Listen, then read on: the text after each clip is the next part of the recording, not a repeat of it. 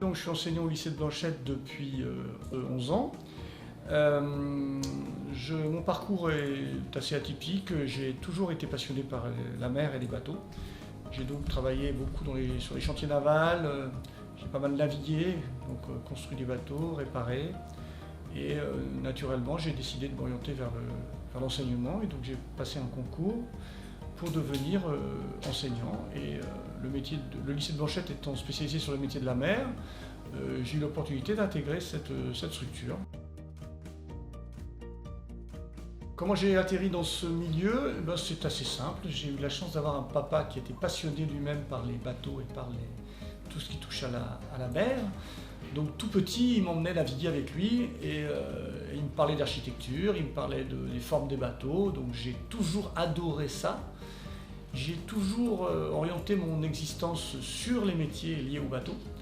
Je connaissais à l'époque pas mal le domaine de la course, et tous les marins célèbres, les bateaux les plus célèbres, je connaissais toutes leurs caractéristiques, leur longueur, leur largeur, la hauteur du mât, la surface des voiles. Et donc naturellement, j'ai fait carrière dans ce domaine-là. Et au bout d'un moment, avec l'âge, je me suis rendu compte que dans l'optique de fonder une famille, c'était pas évident d'être toujours parti en mer. Donc j'ai cherché à me stabiliser.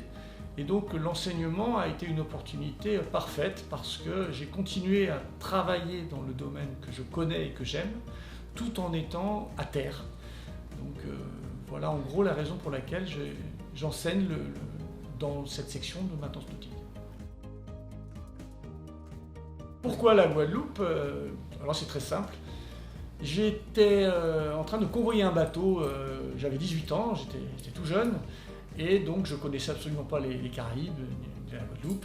Et on est donc parti de France, on a traversé l'Atlantique avec ce bateau qu'on a amené en Guadeloupe. Et en arrivant ici, je suis complètement tombé amoureux du mode de vie ici, de la musique, du mode de vie, du climat et évidemment du potentiel maritime énorme que nous avons. Une mer turquoise, des conditions de navigation idéales. Et à ce moment-là, je me suis dit, il n'y a pas photo, c'est ici qu'il faut venir. Donc vous voyez, je suis arrivé, j'avais 18 ans, aujourd'hui j'en ai 60, donc je me considère un peu comme un Guadeloupéen d'adoption. Le choix de ce métier n'a pas du tout été orienté par des nécessités financières, je l'ai dit précédemment. J'ai toujours été passionné et encore aujourd'hui je continue à naviguer, je continue à travailler sur des projets de construction, de mise au point de bateaux. Donc non, c'est la passion, absolument la passion à 100% qui me guide dans mon choix professionnel. Être enseignant, c'est forcément lié à une envie de transmettre une passion, une envie et des connaissances. Le gros avantage de ce métier, là je m'adresse plutôt aux jeunes qui s'orienteraient dans notre section, c'est qu'on touche à beaucoup de choses. La maintenance de bateau, ça concerne plusieurs matériaux, l'acier, le bois, le polyester, de plus en plus le carbone.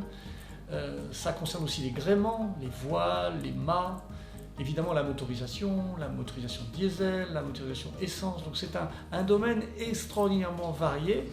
Avec beaucoup de polyvalence, c'est un métier qui concerne aussi bien les garçons que les filles. Évidemment, il y a aussi tout ce qui concerne le commerce, la location de bateaux, la vente de bateaux ou d'équipements.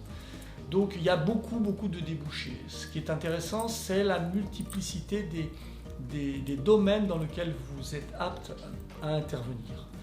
C'est à mon avis l'élément le plus intéressant de cette formation. Si vous aimez naviguer, vous naviguerez. Si vous aimez la mécanique, vous ferez de la mécanique. Si vous aimez la construction et la réparation, vous travaillerez aussi dans ce domaine-là.